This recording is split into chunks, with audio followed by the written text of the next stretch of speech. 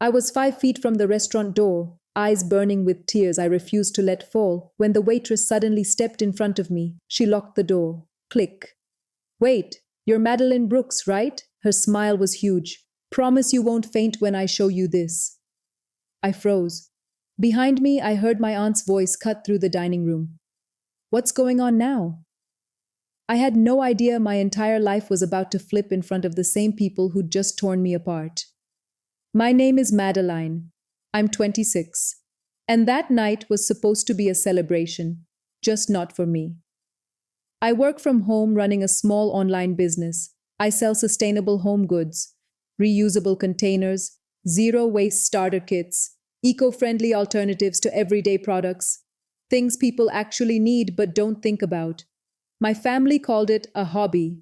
My older sister, Vanessa, she had the real job: senior marketing director at a tech company, corner office, six-figure salary, company car, the works. I was the quiet one, the creative one, the one who didn't fit the mold. I didn't have the designer handbag or the power suit.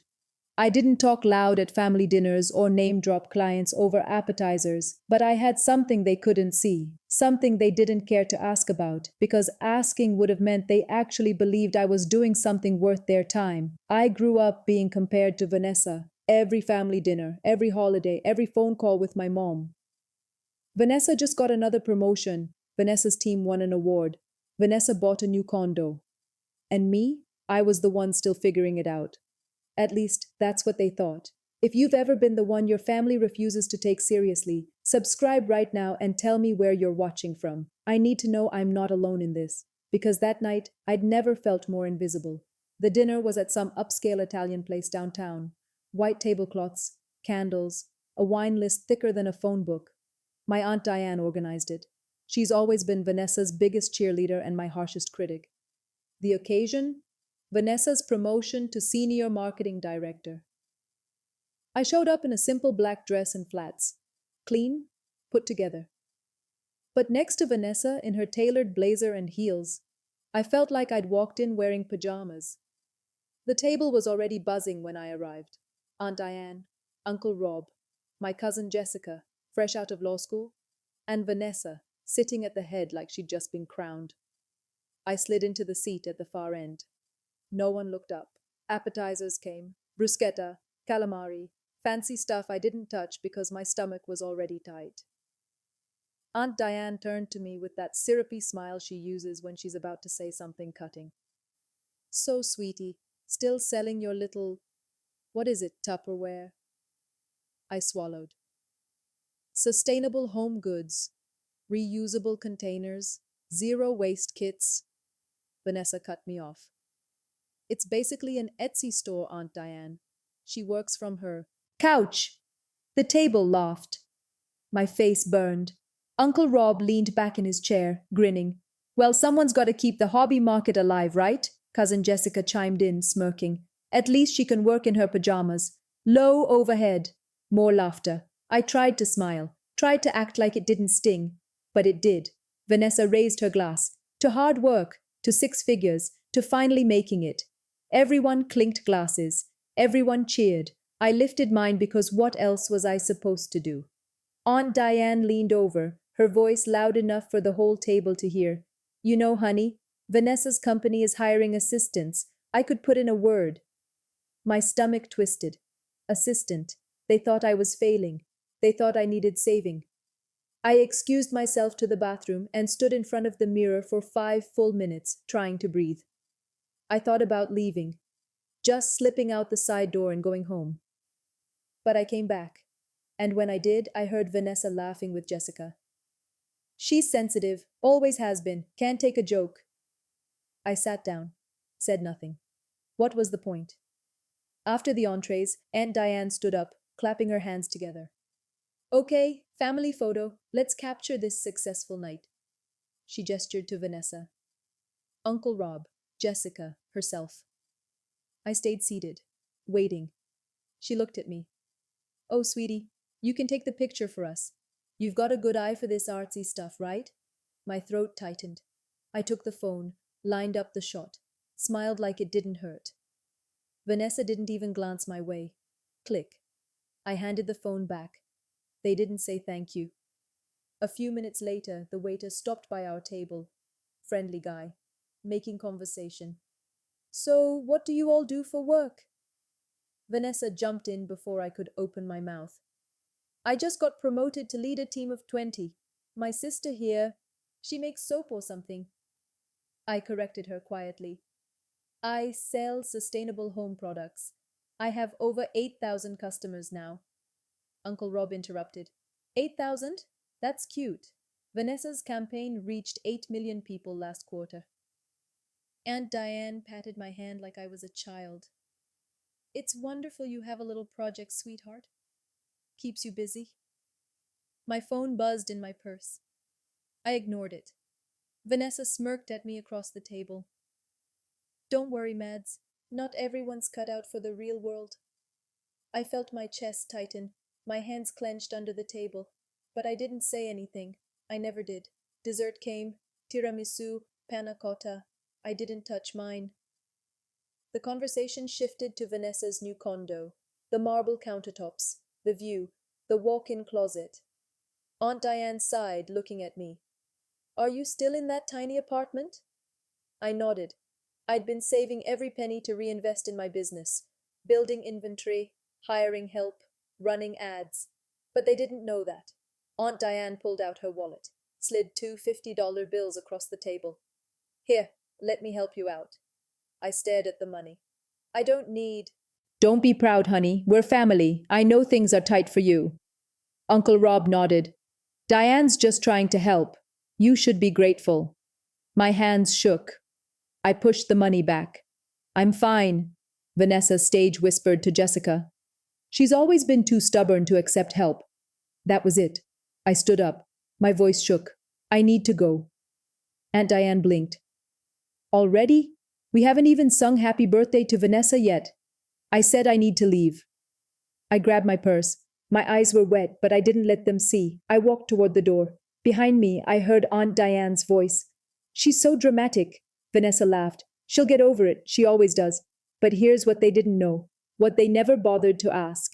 My little hobby had just hit $40,000 in revenue last month. A major sustainability magazine wanted to interview me. My eco-friendly starter kits went viral after an influencer shared them on Instagram.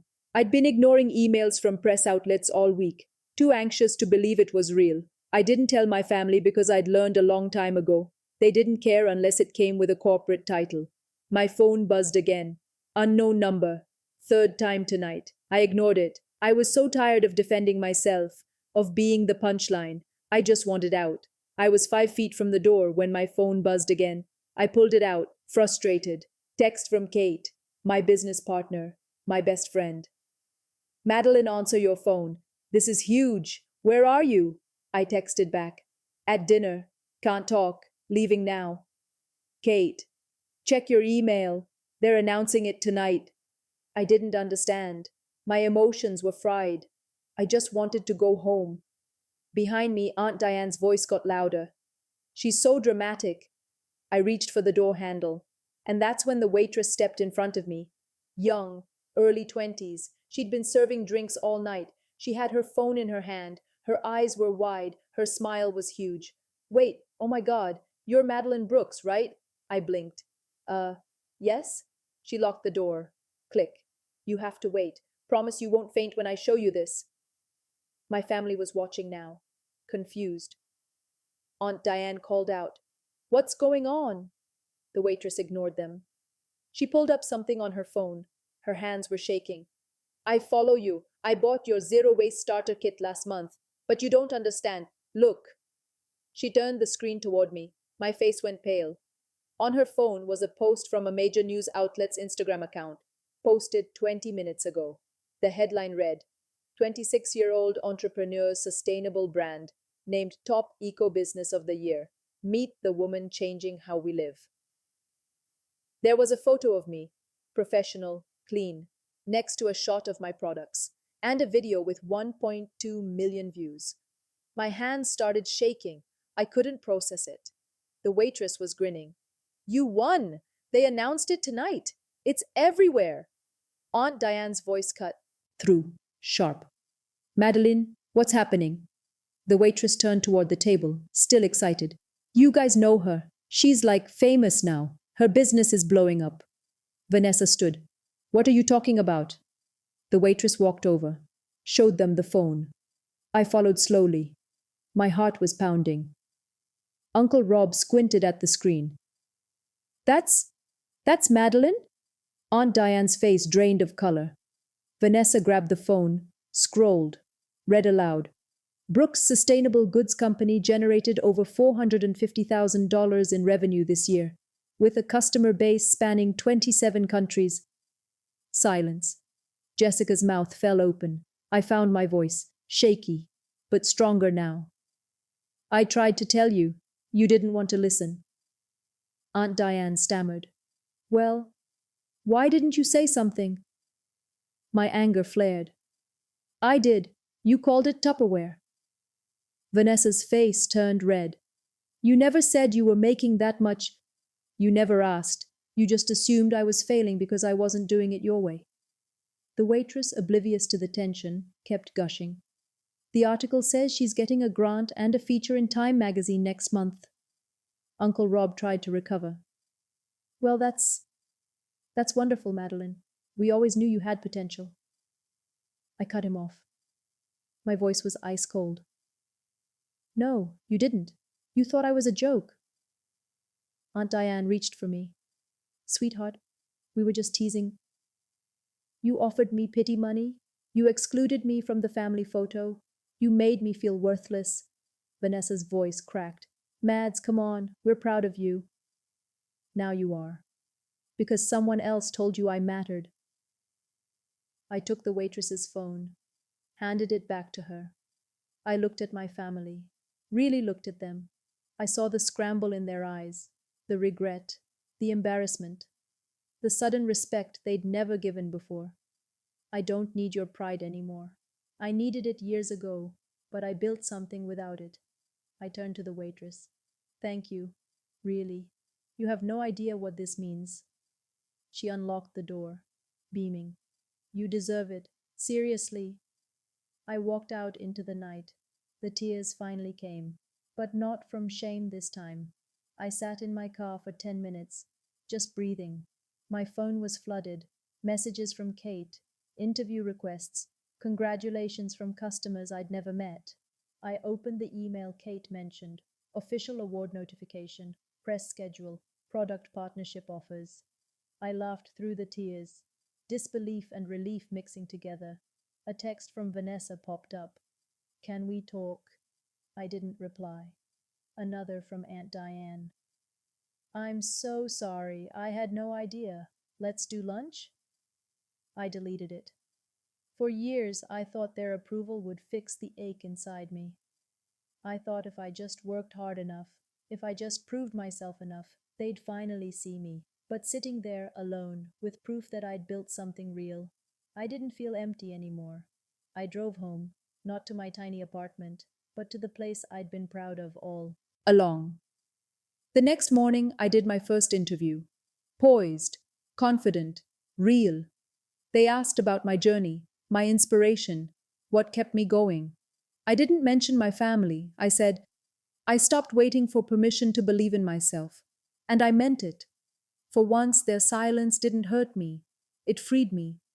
If you've ever had to prove your worth to people who refuse to see it, hit that subscribe button. You're not invisible. I see you. Drop in the comments where you're watching from. And if you've ever been underestimated by the people who were supposed to lift you up, tell me your story. I read every single one. This channel is for everyone who's been dismissed, doubted, or made to feel small. Your comeback is coming, and when it does, you won't need their applause to know you've made it. Thanks for being here. I'll see you in the next one.